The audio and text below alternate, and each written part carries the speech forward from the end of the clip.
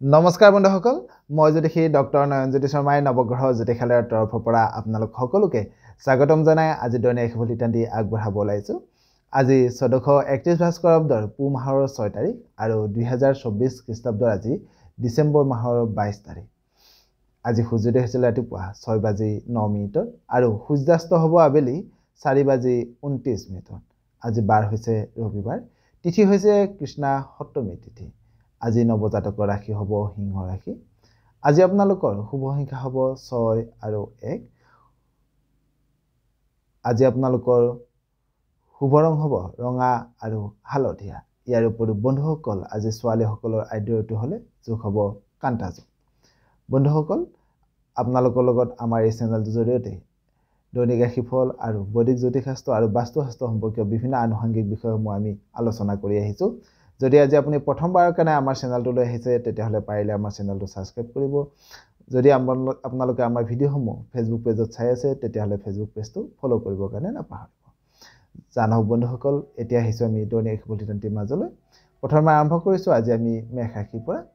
মেষ ৰাশিৰ জাতক জাতিকাসকলৰ আজিৰ দিনটোত আপোনালোকৰ প্ৰেমত আনন্দ বাঢ়িব, কৰ্মত সফলতা লাভ কৰিব পাৰিব, ব্যৱসায়িকভাৱে খুব লাভান্বিত হ'ব। যদিও আজি আপুনি সজাগ নহ'লে শৰীৰত কিন্তু সামান্য ৰোগ বৃদ্ধি হোৱাৰো যোগ দেখা যায়। এইবাৰ আহিছোঁ বৃষ ৰাশিলৈ। বৃষ ৰাশিৰ জাতক জাতিকাসকলৰ আজিৰ দিনটোত আপোনালোকে ব্যৱসায়িকভাৱে খুব লাভান্বিত হ'ব পাৰিব। যিসকল শিক্ষক আছে তেওঁলোকৰ নিজ নিজ কৰ্মত সুনাম বৃদ্ধি হ'ব। লগতে আজি আপোনাৰ আয় উপাৰ্জন বৃদ্ধি হোৱাৰো যোগ দেখা যায়। এইবাৰ আহিছোঁ বন্ধুসকল মিথুন ৰাশিলৈ। মিথুন ৰাশিৰ জাতক জাতিকাসকলৰ আজিৰ দিনটোত নতুন প্ৰেমৰ আৰম্ভণি হ'ব পাৰে। লগতে আজি আপোনাৰ আয় উপাৰ্জন বৃদ্ধি হোৱাৰো যোগ দেখা যায়। এইবাৰ আহিছোঁ কৰ্কট ৰাশিলৈ। কৰ্কট ৰাশিৰ জাতক জাতিকাসকলৰ আজিৰ দিনটোত আপোনালোকৰ শৰীৰত সামান্য ৰোগ বাঢ়িব। আজি আপোনালোকৰ সঞ্চয় কমিব পাৰে। লগতে আজি আপোনাৰ সামান্য ব্যয় তথা খৰচ বৃদ্ধি হোৱাৰো যোগ দেখা যায়। এইবাৰ আহিছোঁ সিংহ ৰাশিলৈ। সিংহ ৰাশিৰ জাতক জাতিকাসকলৰ আজিৰ দিনটোত আপোনালোকৰ যান বাহনৰ পৰা সুখ শান্তি লাভ কৰিব। শুভ কৰ্মলৈ আজি আপোনালোকৰ মনোনিৱেশ হ'ব। লগতে আজি আপোনাৰ চিন্তাধাৰাবোৰ সুস্থ হোৱাৰ বা মনৰ চিন্তাধাৰা খুব উন্নত হোৱাৰ যোগ দেখা যায়। এইবাৰ আহিছোঁ কন্যা ৰাশিলৈ। কন্যা ৰাশিৰ জাতক জাতিকাসকলৰ আজিৰ দিনটোত আপোনালোকৰ প্ৰেমত আনন্দ বৃদ্ধি হ'ব। কৰ্মত শুভ বুলি ক'ব পাৰি আজি আপোনালোকৰ ব্যৱসায়িকভাৱে খুব লাভান্বিত হ'ব পাৰিব। লগতে যিসকল খেতিয়ক আছে তেওঁলোকৰ সুনাম বৃদ্ধি হ'ব বা তেওঁলোকৰ নিজ কৰ্মত তেওঁলোকে আনন্দ লাভ কৰিব পাৰিব। লগতে আজি আপোনাৰ শত্ৰু হানি হোৱাৰো বা শত্ৰু নাশ হোৱাৰো যোগ দেখা যায়। এইবাৰ আহিছোঁ তুলা ৰাশিলৈ। তুলা ৰাশিৰ জাতক জাতিকাসকলৰ আজিৰ দিনটোত আপোনালোকৰ মনৰ আশা খুব পূৰণ হ'ব।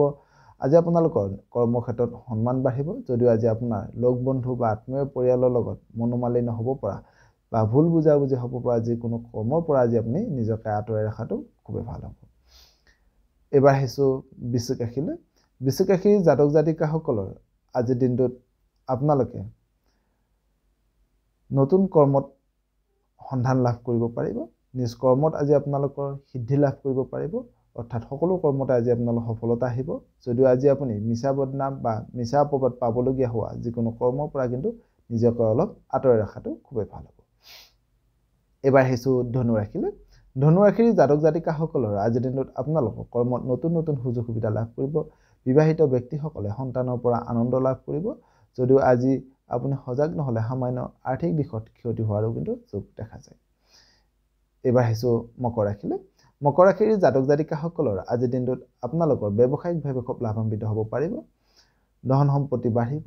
যদিও আজি সজাগ নহ'লে বিবাহিত ব্যক্তিসকলে সামান্য পাৰিবাৰিক অশান্তিৰ সন্মুখীন হোৱাৰো কিন্তু যোগ দেখা যায়। একেবাৰে শেষত আহিছোঁ কুম্ভ ৰাশিলৈ। কুম্ভ ৰাশিৰ জাতক জাতিকাসকলৰ আজিৰ দিনটোত প্ৰেম আৰু কৰ্মত বিপৰীত লিংগ ব্যক্তিৰ পৰা সঁহাৰি লাভ কৰিব। লগতে আজি ছাত্ৰ ছাত্ৰীসকলৰ বিদ্যা আহৰণৰ ক্ষেত্ৰত শুভ হোৱাৰ যোগ দেখা যায়। একেবাৰে শেষত আহিছোঁ বন্ধুসকল মীন ৰাশিলৈ। মীন ৰাশিৰ জাতক জাতিকাসকলৰ আজিৰ দিনটোত আপোনালোকৰ কৰ্মস্থানত সামান্য পৰিৱৰ্তন আহিব পাৰে। লগতে আজি বিবাহিত ব্যক্তিসকলৰ মনত আনন্দ বৃদ্ধি হোৱাৰো যোগ দেখা যায়। সদৌ আজিৰ দিনটো আপোনালোক সকলোৰে শুভ হওক, মংগলময় হওক তাৰে কামনা কৰি আপোনালোকৰ মাজৰ পৰা বিদায় মাগিছোঁ। সৰ্বে ভৱন্তু সুখিনঃ, সৰ্বে সন্তু নিৰাময়া, সৰ্বে ভদ্ৰাণি পশ্যন্তু মা কশ্চিৎ দুঃখ ভাগ ভৱেৎ। ধন্যবাদ।